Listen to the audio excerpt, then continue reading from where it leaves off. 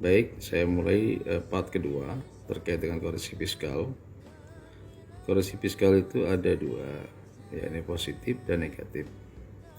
Arti positif itu bagi laba kena pajak, labanya naik, ya, terus kemudian pajaknya naik, berarti itu positif bagi pajak. Tapi kalau koreksi negatif itu labanya akan turun. Nah, karena turun labanya, maka pajaknya akan turun. Berarti negatif bagi pajak. Nah, dalam hal ini, saya akan bahas terkait dengan penghasilan terlebih dahulu. Yang dikoreksi fiskal, artinya tidak dihitung kembali penghasilannya dalam SPT PPh Badan, laba rugi kena pajak, yakni penghasilan yang bersifat final dan yang bersifat bukan objek pajak.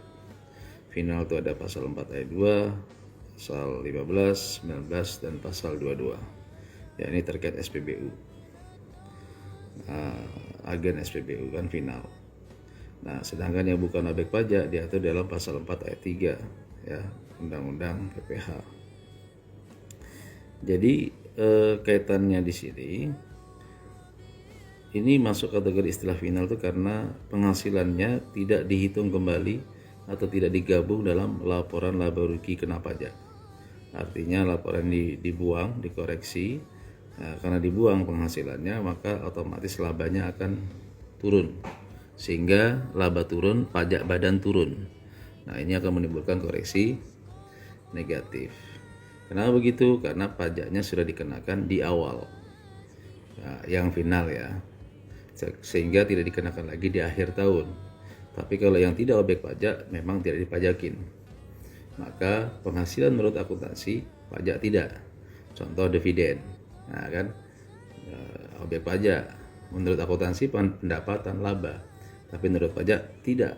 Nah, berarti karena tidak objek pajak, maka secara otomatis dividen itu dikoreksi fiskal negatif.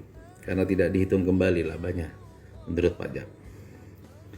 Nah, sehingga yang masuk kategori tidak dikoreksi adalah penghasilan-penghasilan yang tidak terkait final dan bukan objek. Jadi ada dua, melalui mekanisme PPh output dan melalui mekanisme langsung pasal 29. Apa yang melalui mekanisme PPh output? Misalkan pendapatan dari jasa sewa yang dikenakan PPh pasal 23. Nah, jadi kalau dikenakan PPh pasal 23, maka cara penghitungannya adalah dipotong penghasilannya kita, kemudian distorkan oleh pihak ketiga. Nah, itu sebagai cicilan pajak kita ya, sebagai kredit pajak ya, sebagai angsuran ke depan, sehingga kita tidak perlu membayar pajak lebih karena sudah ada kreditnya ya, sudah ada simpanannya gitu. Selisihnya itulah yang harus dibayar melalui mekanisme PPh pasal 29. Nah, sedangkan yang melalui mekanisme langsung ya, langsung pasal 29 itu adalah cara dapat penghasilannya tidak perlu dipotong PPh output.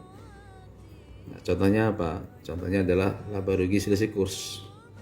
Laba rugi selisih kurs ini tidak perlu dihitung berapa PPh outputnya karena memang tidak terkait ya.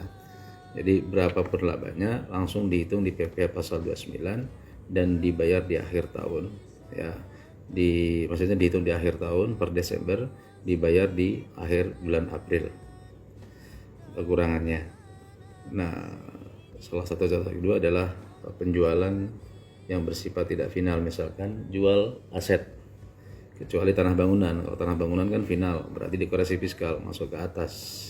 Tapi kalau jual mobil, jual aset lainnya selain tanah bangunan, maka itu akan dihitung laba ruginya dan cara pemajakannya harus dibayar di akhir tahun dan melalui mekanisme PPh pasal 29.